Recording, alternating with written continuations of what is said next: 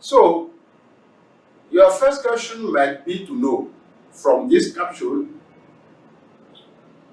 what innovations the Togolese government has introduced in its vision, and what information will enable you to get to know our country better.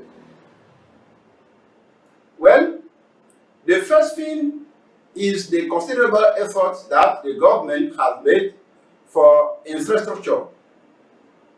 But this has also put the country into debt a bit. So, how can we explain this priority that the government has given to infrastructure? What has Togo done in this particular area? Okay?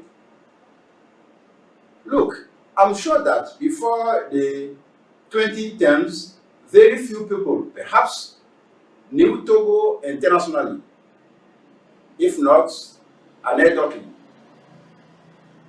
So, this is an opportunity for me to talk about our country, and I hope to convince more investors and therefore attract more investment in Togo. Indeed, I think that in 2005, it starts with the end of a difficult story, the end of a crisis that has plagued the country. Since for 15 years, Togo has lost 15 points of growth rate. So the infrastructure was dilapidated. We led a reconciliation process to stabilize the country. But the big issue, as we all know in our countries, is the economy. How to start the economy when confidence was reduced because of this long crisis. So the states has to make the first effort. Therefore, the first task was to be eligible for the heavily indebted poor country initiative in order to have a reduction of the debt. Unfortunately, the country was on the fringe of the financial community because of the sanctions.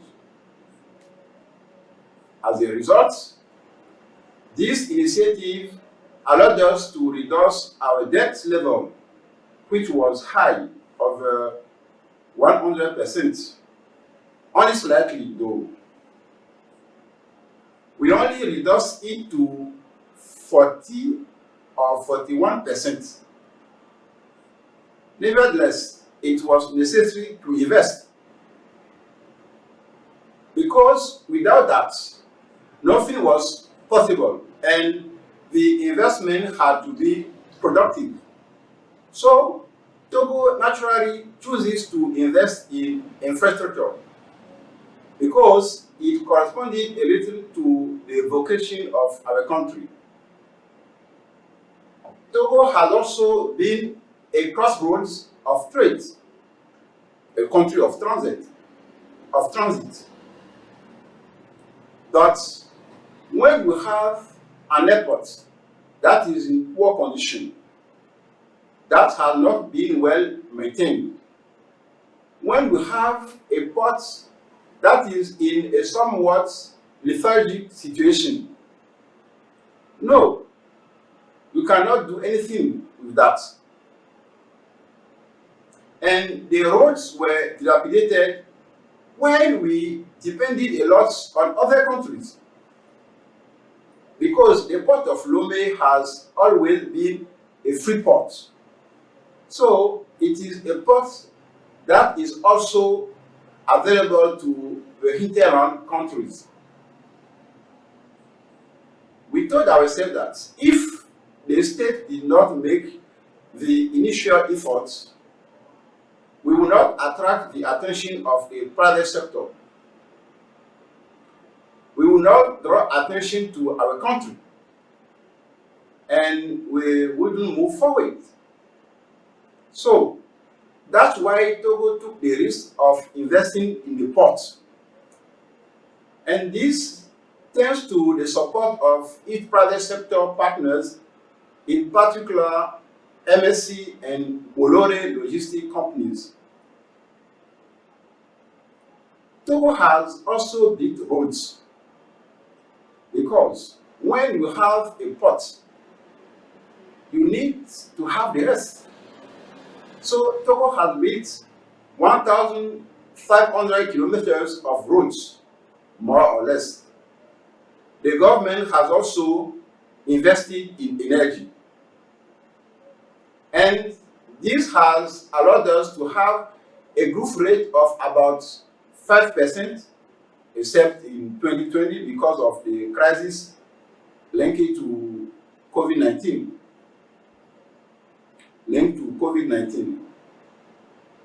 The debt, of course, has not exploded, but we were in 2016 at a high level, more than 80%. But today, it has been brought down to a more sustainable level. Since we are below 70%. So we have made the reforms that are needed. Now, we are counting on partnership and the private sector to move forward. And the results are there. We now have the ports with the highest traffic in the entire Gulf of Guinea zone and in West Africa. The airport is one of the most modern. We have a corridor that is considered the most efficient one in the region, especially for the hinterland countries. So the infrastructure is already paying off after its considerable efforts. And as far as the aerial part is concerned, it has been rewarded. And this not only thanks to what Togo has done, but also thanks to the presence of Pan-African companies like Askai.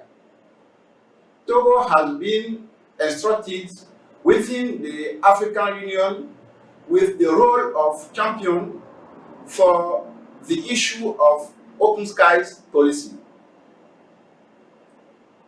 This will allow precisely to increase air traffic between African countries. Togo has also been not designated, but let's say de facto the champion for maritime security. Because without maritime security, ports cannot really be protected in terms of capacity to increase traffic. Okay? These roads show that Togo has invested a lot at the regional level.